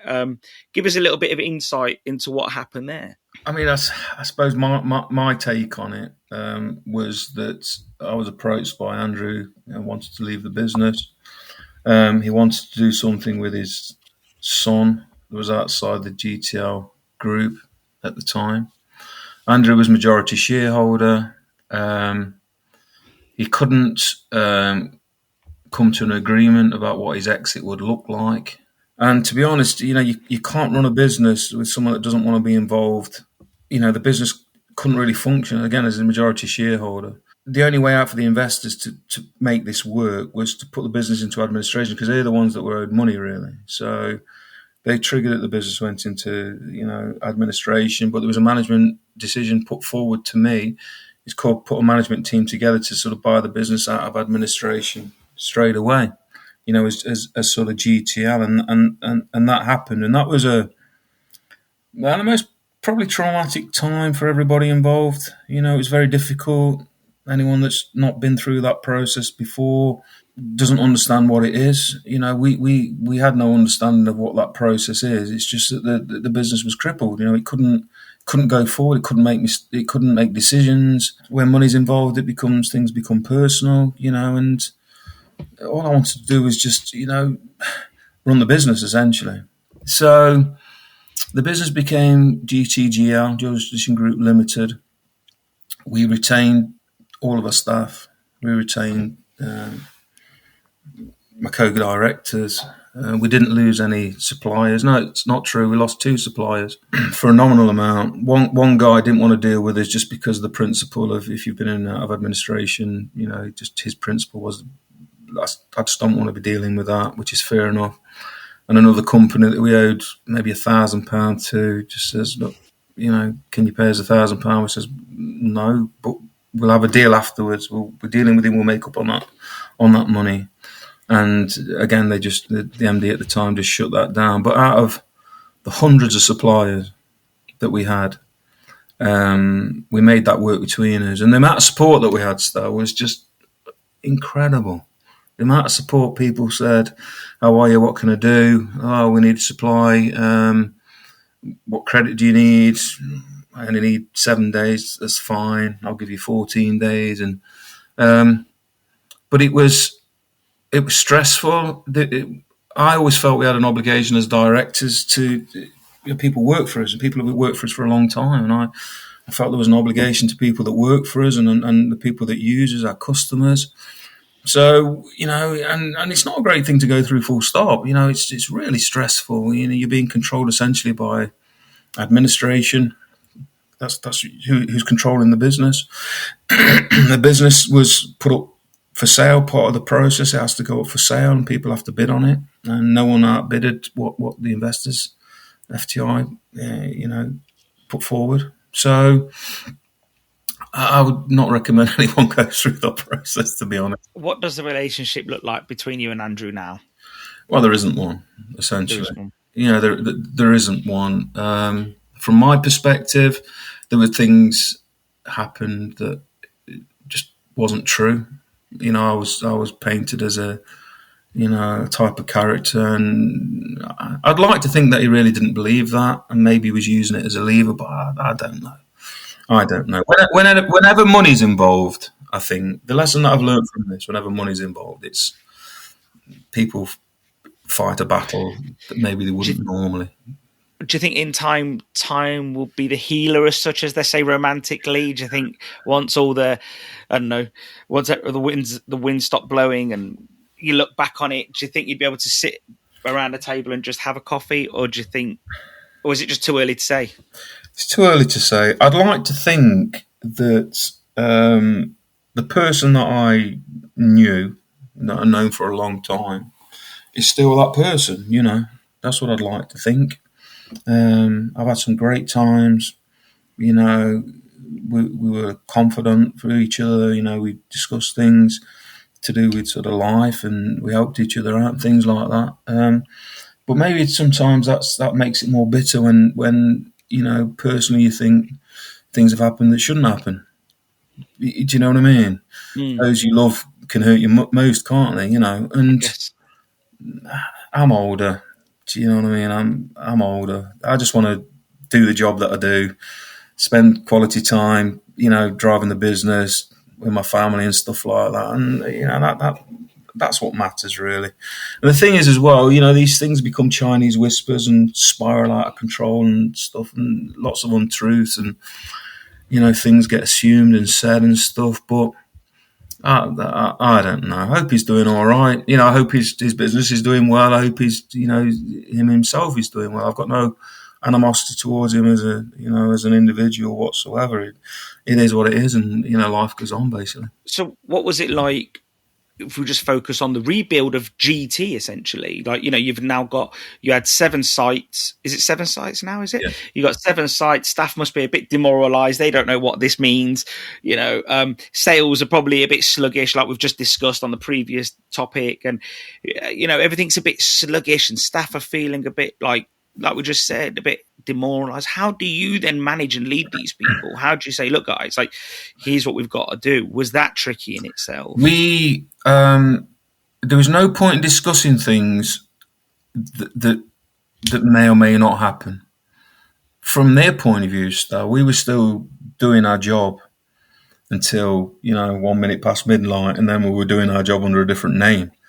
You know, and we thought that was healthy. It's not that we lied to anybody. It was purely, you don't need to know. If you're turning up tomorrow and you're still being paid, and you're turning up tomorrow and you're still doing the same great fish and chips, and Tasty Choice is still supplying you, and you know, fundamentally there's no change, and that's what it is, isn't it? So business as usual. Business as usual. The thing that you can't control is that the newspapers at one point in time sort of picked up on it. And essentially, it was a management buyout. The managers, the people that were directing the business, were still the same people directing the business. But you know, as soon as you know, it got into the news, that people didn't know whether we were open or shut, and people forgot about it pretty quickly. But they didn't know whether it was open or shut. I suppose the biggest immediate impact was we had like 24 hours to communicate with suppliers and say, look, this is what's happening, and I mean, it's quite an emotional thing in a way, because you know, people picked the phone up, and as I said, they were very supportive, and they understood why we was at that position. And you know, they, to a man, to a woman, they said, "It's okay. Are you all right, Nick? Is it, you know, is there anything I need to be worried about?" And I go, "No," and they go, "That's all right for me." And I'm not saying that as a throwaway comment, though. You know, I'm saying it because that genuinely happened, and I suppose my reputation in the business is that I'm always truthful and honest with people, and I try and do business the right way, and you know, I don't get any joy by shafting, getting one over on people. I try and be fair on everything that I do, and I think maybe that kept us in good stead, you know. And Ian Moore, who's a co-director of mine now, is, you know, he's got his own relationships with people, and he does the same thing. You know, we all work the same, you know, trying to be right with people. You were the same style. The conversation was, you know, can I do anything for you? Do you need any support, Nick? Even if you just want to chat, and I thank you for that, you know, forever. You know, I won't forget that. And that's how I am with certain people in the industry. You know, they did all right because they know we're trying to do things properly. That's the great thing, isn't it? I think the one good thing that comes out of a stressful situation like that is that relationships are tested. And I guess that is just the way life is, and like nobody likes the call that they're going to lose some money. But fast forward a little bit, and you just move on. Like I was lucky; I was one of the lucky suppliers. I didn't. So I can't judge what they went through because every company's got to go through their own thing, And but yeah, I don't know. I'm always like, I don't know. I can't. I don't know. It's a different thing. So, but the main thing is that you've made it through the other side, and you do look like you're carrying less of a weight load now. Because I remember seeing you over one of those over that. Yeah, I remember seeing you over that period. You just looked like you was carrying like. Have you ever heard of Sisyphus? Like yeah, and you like carrying that rock, and you were doing it every day. It's like every morning you were starting all over again. And I know it sounds like that. It may sound like, from my point of view, that I'm defending you here, but it's not, because I guess Andrew was probably going through that on his side. I'm sure, yeah. And I think you both, unfortunately, were probably to some degree, because I remember you from what I understood, you stayed completely out of that situation with Andrew, and he must have also been going through that every day where he was dealing with this, and also there was it was sort of the COVID issue at the same time as well, so that was probably making things even more drawn out and even more weird and even more stressful. But at least that's a chapter you can all put behind you now. Like, everyone involved at that stage was so if I'm faced with something and I'm in control of it, then I don't worry about it. If universally I'm in charge of the outcome or dictating the outcome, I can certainly make case correctly, and it's not about opinion; it's just about facts, and I'm dead comfortable with that. But myself and Andrew, to be fair, we weren't in charge of big chunks of that. So I'm not heartless. That must have been really difficult for that guy. It must have been really difficult for that guy.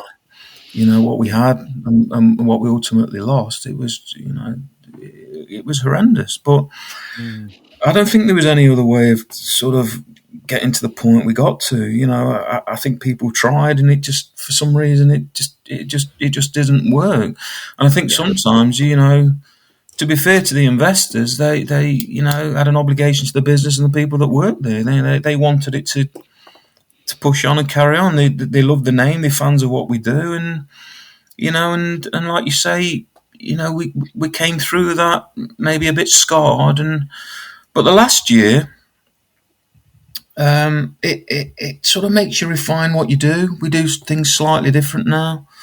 We're not exposed as much as we are. We're a bit risk averse now. We don't operate with a lot of credit. We don't. We try and be right with people. We don't lose people. We don't lose staff. We're a very honest and transparent business. We if people have got complaints, we sort of listen to it, and genuinely we want people to leave happy. That's what we do. If it's our fault, then, and you've spent your money with us, we'll fix it. No problem. So I suppose you've got to look at every instances and go, well, that Nietzsche thing, is it? What doesn't kill you makes you stronger, kind of thing. So. You have to be a bit pragmatic, don't you? You have to be pragmatic and say, look at what's happened to you and your, family life over the last years. I'm not unique at things testing us, and, you either fall over or you don't. It's like the current situation where we're in with the economy and business in general. Some people are going to fall over and some people will survive, won't they? So, talking about the economy, you wanted to discuss what you heard on the Kate Nichols podcast, and you had some thoughts about VAT and maybe some things that I probably missed, or just your take on it. So give us a take on what you think. What I think needs to happen, just in the economy in general, is there needs to be a fairness across the hospitality. Kate sort of represents multiple sectors within hospitality. So, and she admitted as much, and she stated as much, because that's factual. So, but I think one of the problems that we have with VAT is that there's an unfairness within VAT. So I think you mentioned on that particular podcast that you can go and buy a sandwich, and if that sandwich is already prepared for you and you could do a similar thing at home for less money, then there's value being added somewhere. How can someone go and get a hot product a warm product from a supermarket or a very famous chain of bakers, and they come to us, and you've got to pay VAT on what we do. It just doesn't seem that it's an equal and fair. I mean, it is within the categories that have been established, but is it fair now? What? And I'm not saying that we should pay less. I'm just saying it should be fair. People should know where they are. I mean, I have my own within our industry. Still, I have my own thought process really on how sales are manipulated. Historically in our business, not all the sales are declared. Not all the cash. How so? Historically, and I'm not saying it's everybody, and I'm not saying it's anyone in particular, but in our industry, I think it's a bit of a double-edged sword. Because our industry should have sort of power, by the businesses getting together and sort of making demands on the government directly, because we're fish and chips is a big takeaway in general, or a big employer of people, and they generate revenues, both locally and sort of nationally. But I think our industry's got a reputation for people skimming, having dodgy tills, and not declaring everything. And I think it's facilitated by certain suppliers allowing them to pay some of their invoices which are cash, and they become nameless. And have you had conversations with these suppliers at these levels? Well, no, because that's just not where we're in, is it? Who am I to say how they run their businesses? What I do know is for all those people that run legitimate businesses and sort of declare everything and pay the right amount of tax and VAT on what they're taking, then we're at a disadvantage. If someone can charge 20% less, they need businesses that break even, don't they? That all they need to show is a business that's breaking even, because there's already money gone and been skimmed off the top.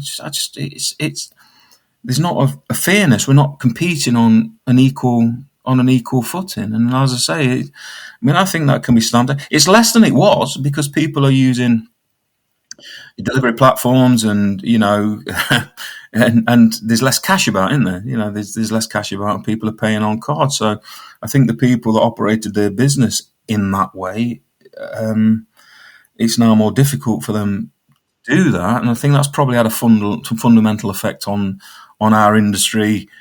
Full stop. People all of a sudden have to run legitimate, or forced to run a more legitimate business.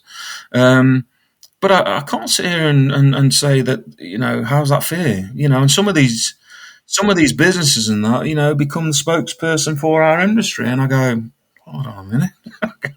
What? Not naming names, and I don't know who does or who doesn't do it now, but it's one of those unsaid things everyone knows it happens. Oh, does it not? Or is it just... Enough people have mentioned it on this podcast, so it must be happening. It always makes me smile when someone mentions it, because it almost I feel sort of like wedged in the middle of that. But, it's a weird topic because the industry's always existed that way.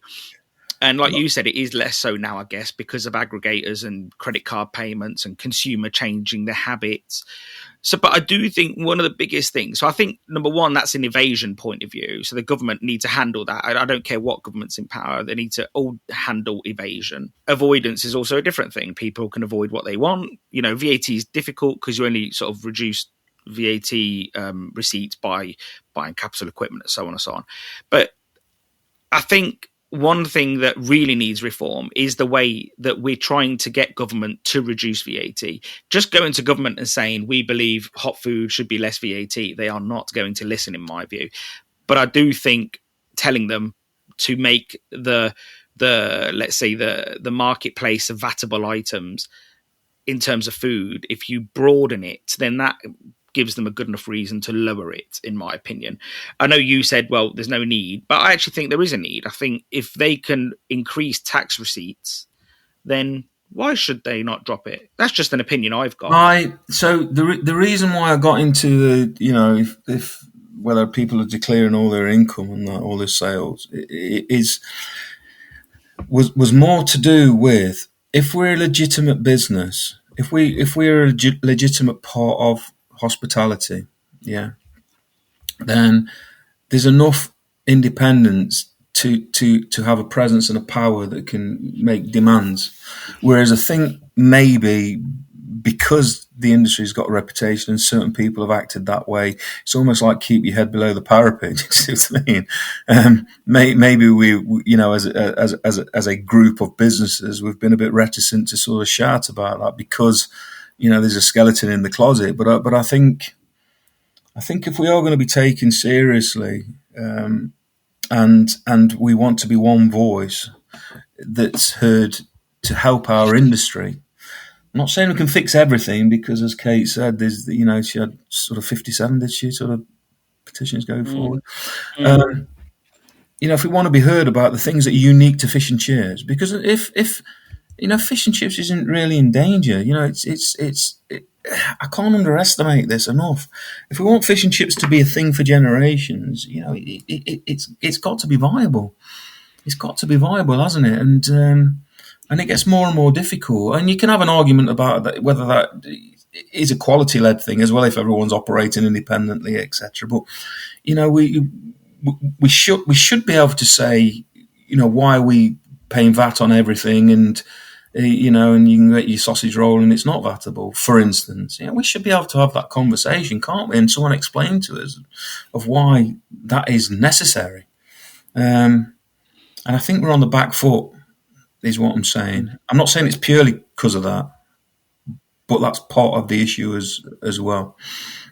Well, hopefully these conversations, I think that we're asking for a lot in an election year. We've got a budget and an election, which means probably not a lot's going to happen. But at least the conversations can be had, and whoever's in power next, and it's likely it's going to be the other side, because after a long period of time, there's always a swing like that. Hopefully someone can have this conversation with the right people, the ministers, and say, look, you know, this has been a problem for a really long time. There is a huge discrepancy. Can it be fixed? And it's, for me, it's the words value added. I said it to you before.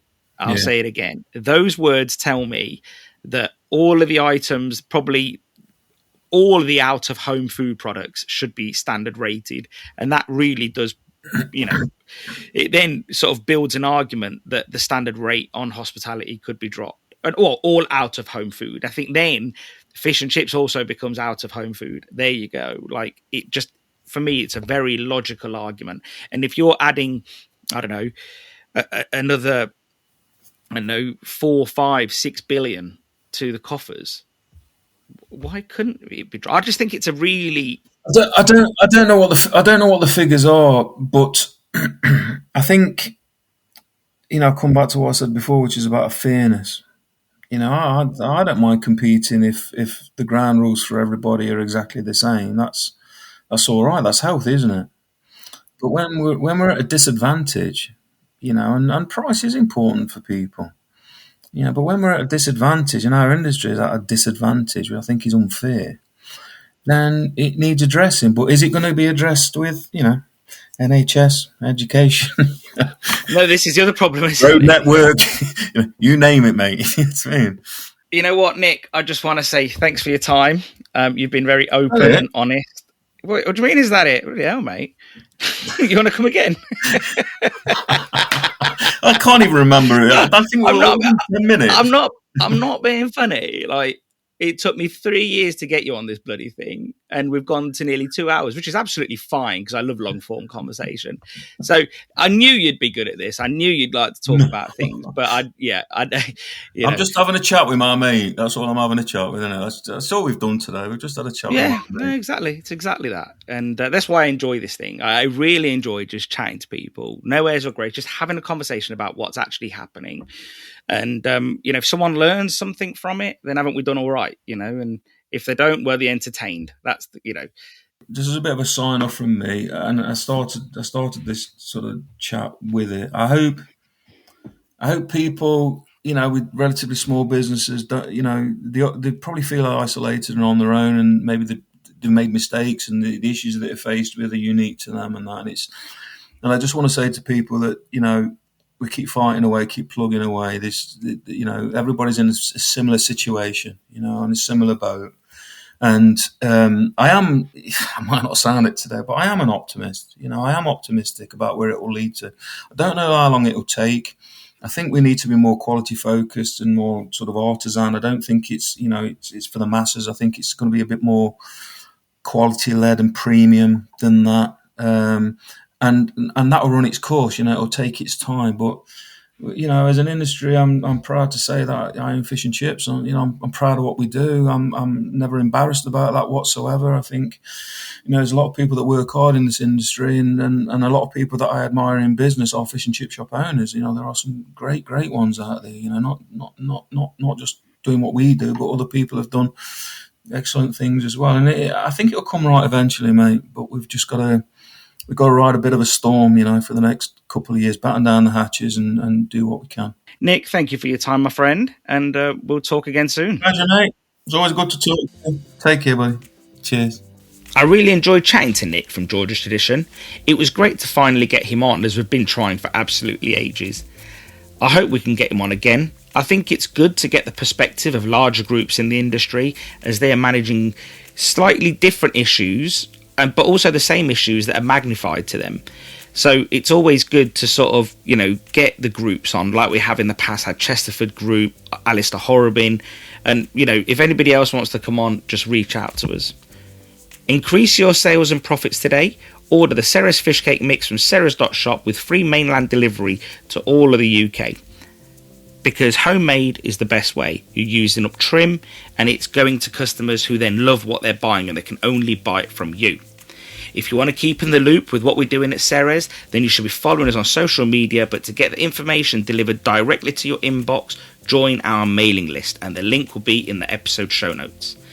Be sure to share this podcast with your friends and on social media. If you like this episode, then others in the industry will like it too. If you have a moment, do us a favour and leave us a review on Apple Podcasts.